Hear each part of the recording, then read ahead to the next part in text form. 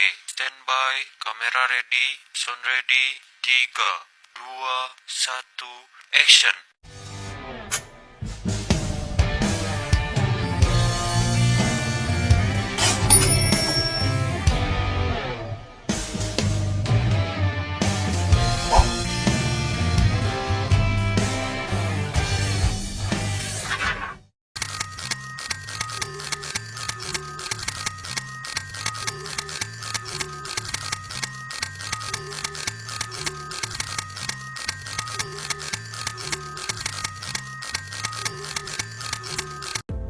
Assalamualaikum warahmatullahi wabarakatuh.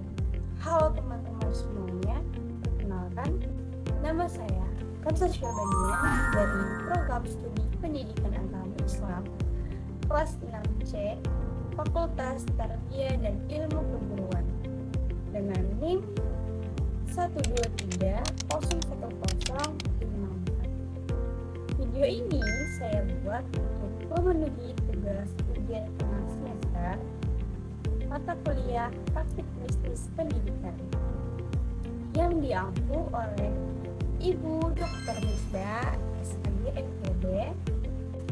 Pada video ini saya akan membahas 3 pertanyaan tentang bisnis pendidikan, mulai dari pentingnya pemasaran, peluang bisnis pendidikan, hingga tantangan pendidikan di daerah yang memiliki keterbatasan SDM dan SDA. Semoga video ini dapat menambah wawasan dan bermanfaat bagi kita semua.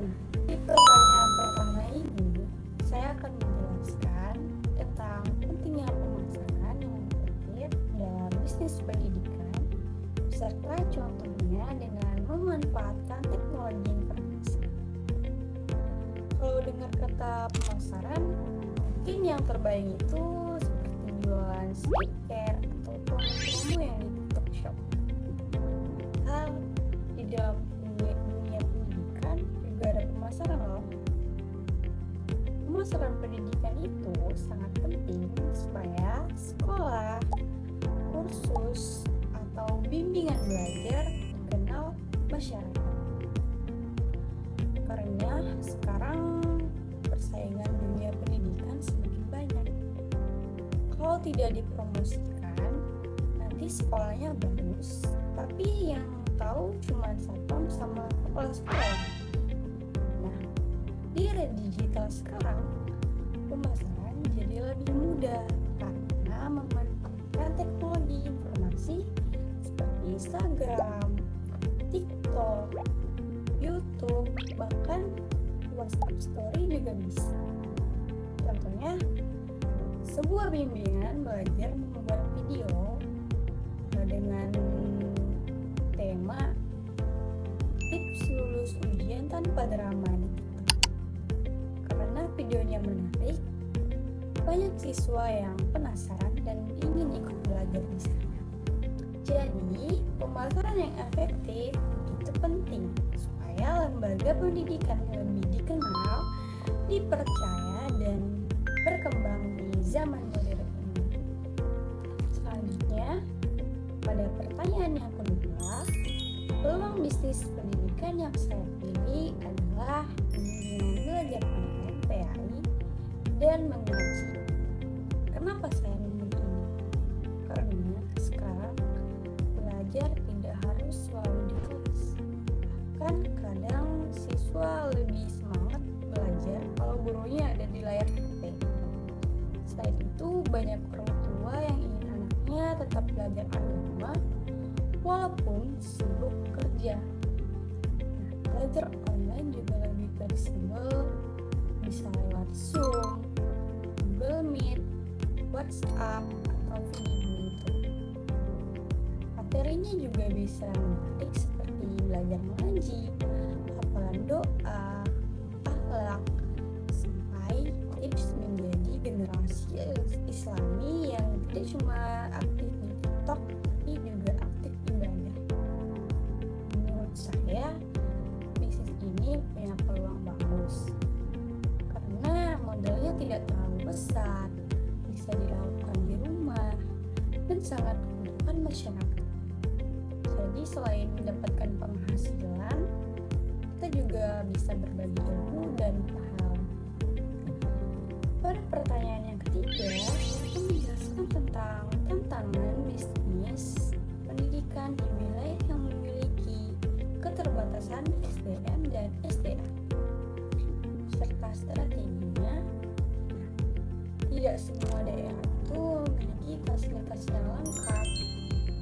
Masih ada daerah yang kekurangan guru, internet, bahkan sinyal saja kadang muncul, kadang tenggelam.